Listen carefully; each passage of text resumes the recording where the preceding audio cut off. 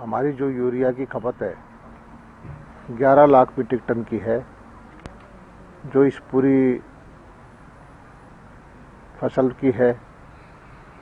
फरवरी में, मार्च में, अप्रैल में, जनवरी में, सभी महीनों में होगी।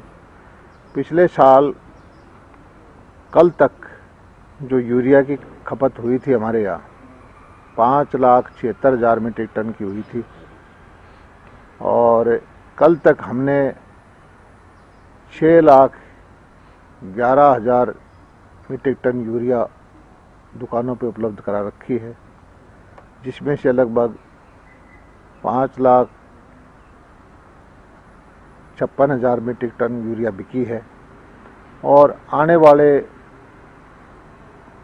हफ्ते के अंदर हमारे पास लगभग 80-90,000 मीट्रिक टन यूरिया और आ जाएगी। हमारी जो भी ज़रूरतें हैं यूरिया की, वो भारत सरकार हमें दे रही है।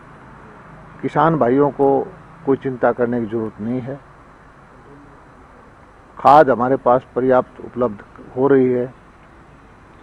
कृपा करके ज़रूरत के हिसाब से दिसंबर की महीने की ज़रूरत की दिसंबर में ले, जनवरी की ज़रूरत खाद जनवरी में ले, फरवरी की ज़रूरत की खाद फरवरी में ले। आपको किसी भी तरह की खाद की कोई समस्या नहीं आने दी जाएगी। लेकिन सारी खाद एकदम अगर लेंगे तो कुछ दूसरे भाइयों को दिक्कत हो सकती है। ये हमारी सरकार की इच्छा ये है कि हम जो भी केस हैं उनको सबको वापस लें, लेकिन इसकी एक प्रक्रिया होती है कि किस तरह के केस हैं, किस स्टेज पर हैं, चालान पेश कर दिया नहीं कर दिया, कोर्ट में चल रहे हैं कि नहीं चल रहे हैं। अगर केस कोर्ट में है तो कोर्ट की सहमति लेना भी पड़ता है।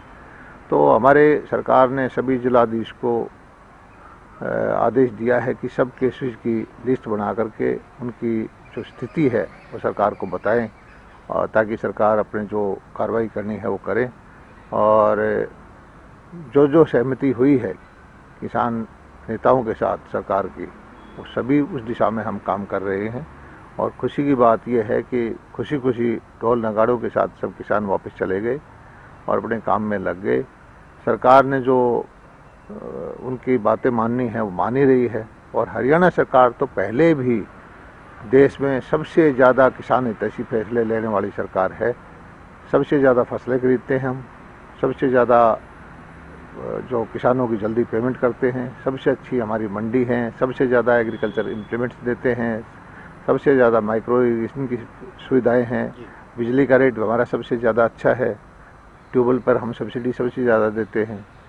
और आम तो किसान समझता है कि हरियाणा जैसी नीतियाँ दूसरे प्रदेशों के किसानों को भी मिले। किसान आंदोलन से इस तरह के तो किसान नेताओं ने खुद ही कहा था कि ये जो क्राइम है इसका किसान आंदोलन से कोई लेना देना नहीं है। तो तब भी उन्होंने कहा था कि ये तो लॉ एंड ऑर्डर मशीनरी का काम है, वो अपने आप देखे।